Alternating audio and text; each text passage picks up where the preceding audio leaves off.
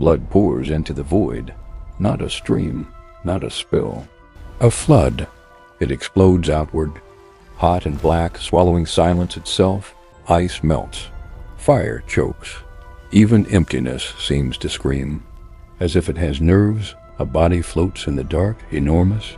Hair like forests, skin like continents. The giant's chest still rises.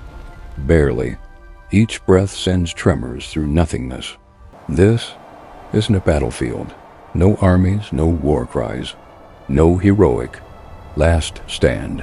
This is a crime scene.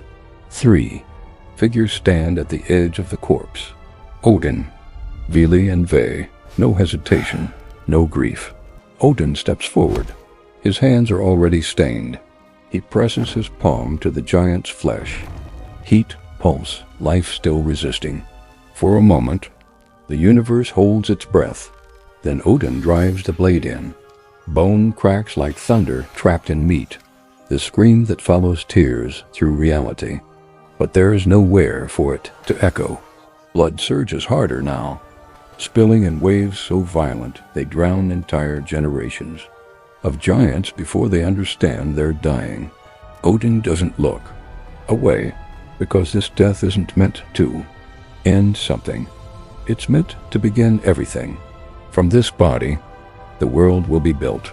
And here's the paradox. The gods didn't create the universe. They butchered it into shape. If the world was born screaming, then silence was never an option.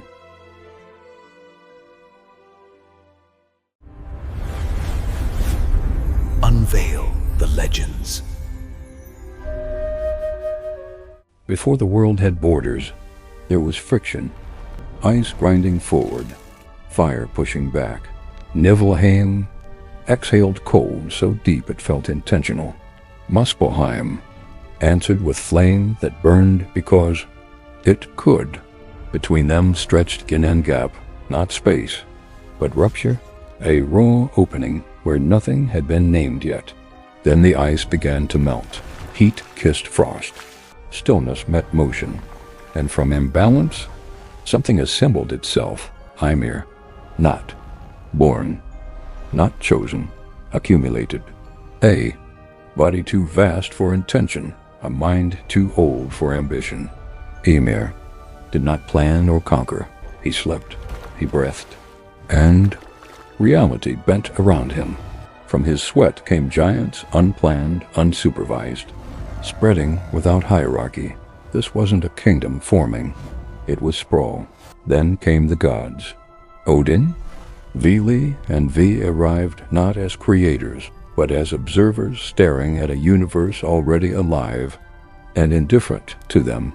Odin, cursed with foresight but denied certainty, looked at Ymir and felt something unfamiliar, irrelevance.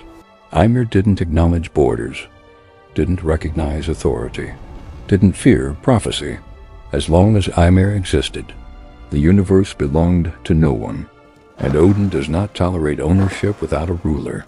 To coexist with Ymir meant accepting a cosmos without hierarchy, a world that didn't bend to wisdom, sacrifice or control disguised as wisdom. Odin understood the danger immediately. You can defeat an enemy, but you cannot rule indifference. The clock started ticking the moment. Odin realized coexistence meant uncertainty, and uncertainty, to a god who had already seen his own death, was just another word for extinction. They did not announce themselves. No challenge, no ritual, no warning. The gods waited. Ymir slept. His breathing was slow, tectonic. Each rise of his chest bent, frost and fire alike.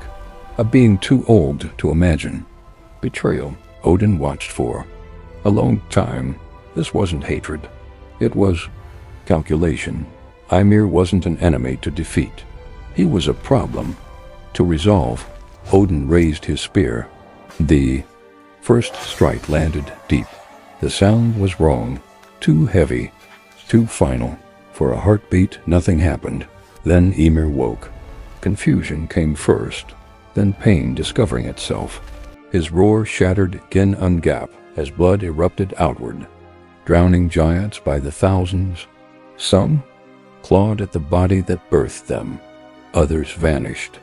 Beneath the flood, entire bloodlines ended without ever knowing. Why? This wasn't war.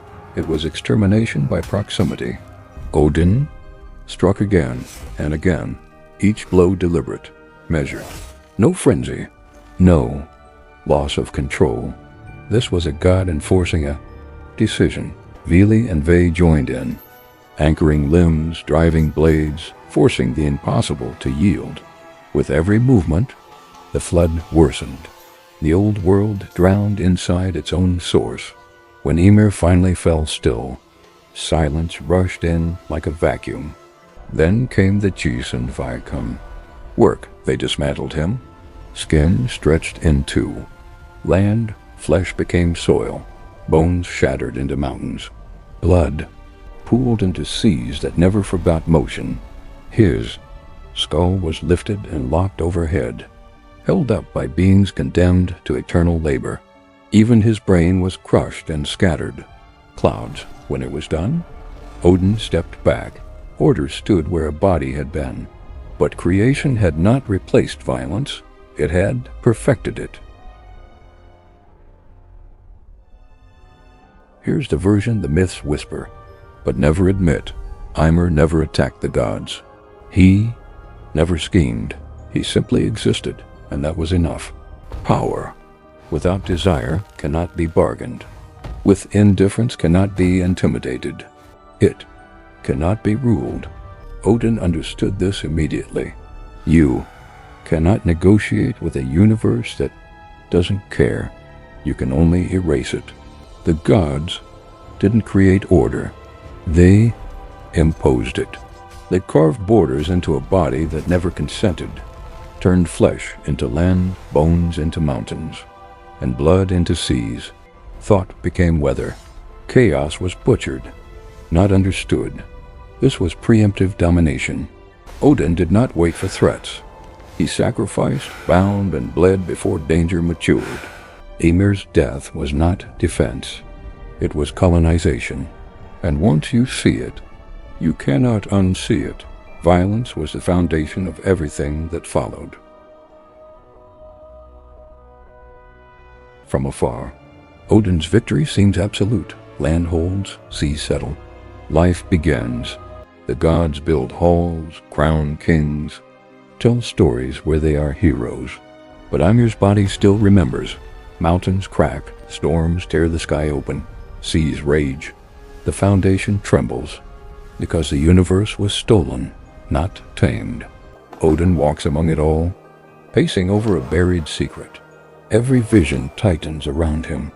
Fire, flood, giants returning. Ragnarök isn't a surprise. It is an invoice. The irony is brutal. Odin murdered chaos to prevent the world's end, and in doing so, guaranteed it. The giants do not rise because they are evil. They rise because the universe was stolen from them. Stability is violence paused, not resolved. The world was not born.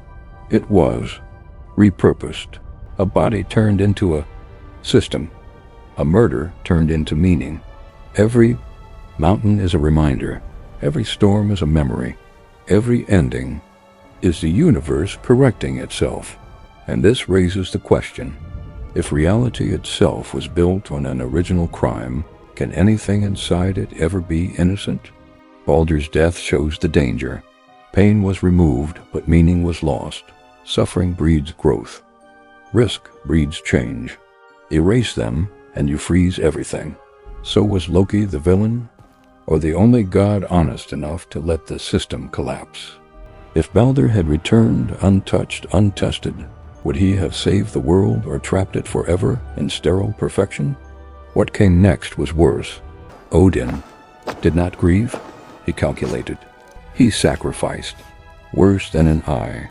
He crossed a line even the giants feared, and that did not stop Ragnarök. It guaranteed it. The gods failed to save Baldur, but maybe the truth is darker. Perhaps Baldur could not be saved. Perhaps he was never meant to be. Fear, control, and inevitability. The legacy of creation is written in blood, and every order built from violence carries the echo of its original crime.